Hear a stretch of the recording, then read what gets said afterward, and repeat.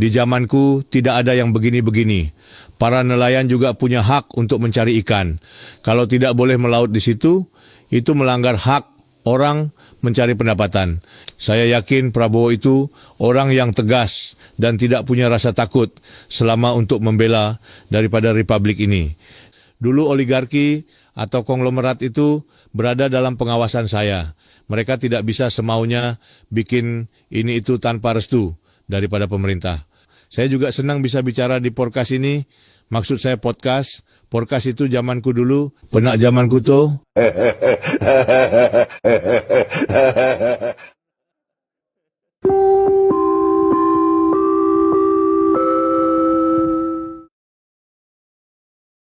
Pemirsa, selamat berjumpa kembali di acara Temu Wicara bersama saya Purwantini.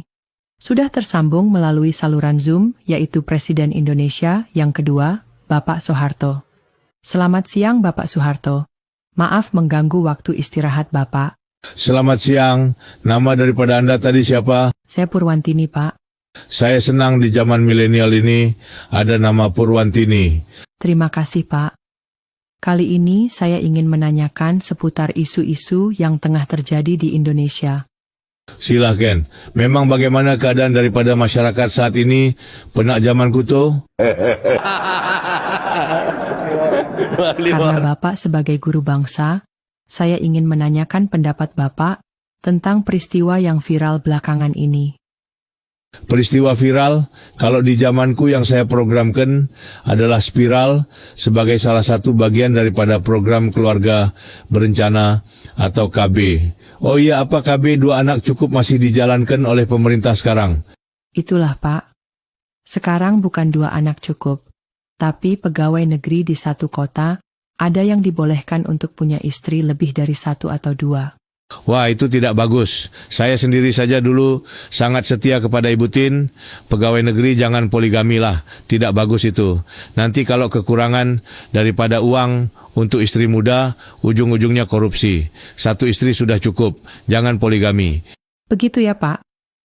Oke, sekarang saya mau menanyakan pendapat Bapak tentang pagar laut yang baru viral. Bagaimana menurut Bapak? Saya sempat mengikuti beritanya di medsos. Dan ini memang masalah yang sebenarnya serius. Karena apa? Karena ini menyangkut kedaulatan bangsa kita dan merugikan masyarakat. Kenapa mengganggu kedaulatan bangsa, Pak?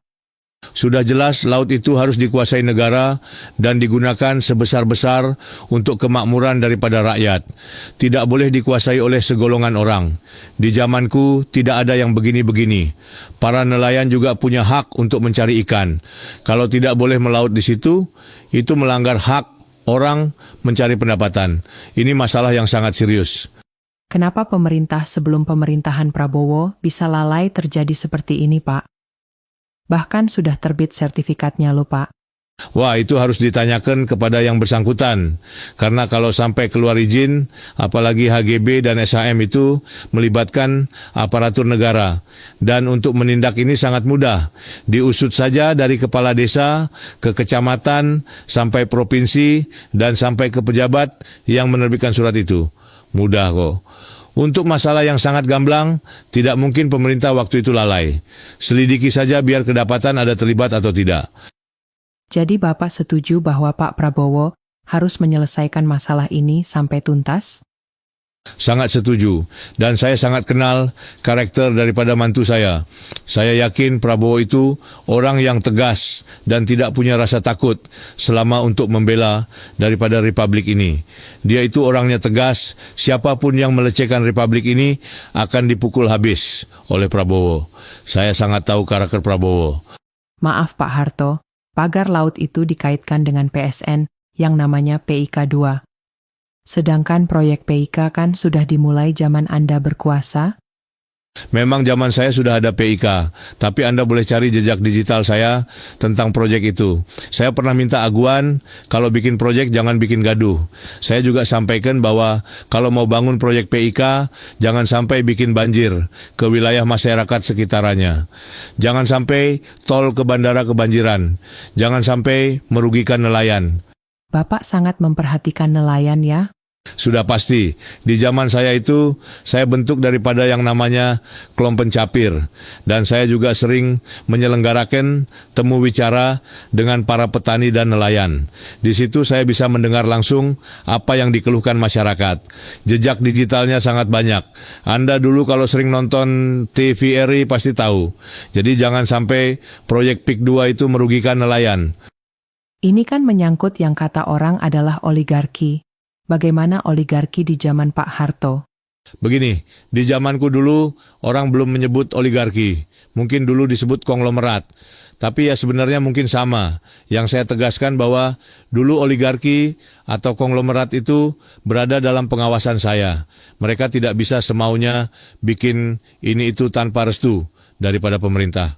Dan wilayah konglomerat pada waktu itu hanya di bisnis saja. Mereka tidak saya izinkan untuk turut campur urusan daripada politik. Dengan begitu stabilitas nasional dapat tercapai karena untuk urusan daripada politik tidak dirusuhi. Kalau sekarang sudah campur baur ya, urusan politik dan oligarki, dulu saya silahkan konglomerat bikin perumahan elit, tapi jangan lupa saya juga punya program Perumnas yang jumlahnya sangat banyak.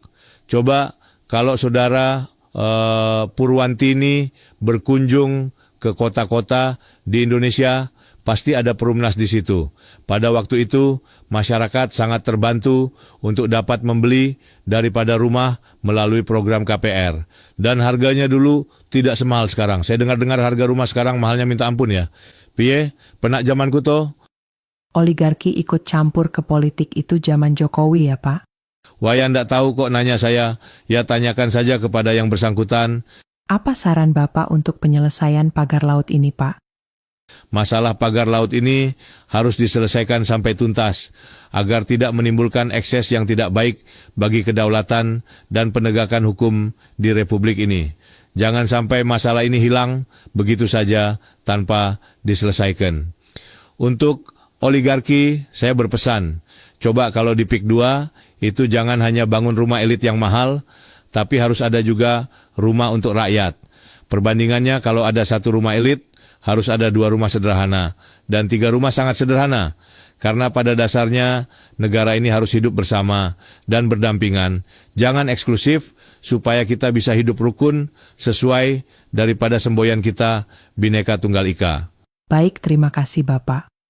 Kalau berkenan besok kita berbincang-bincang lagi membahas kejadian lain di negara ini.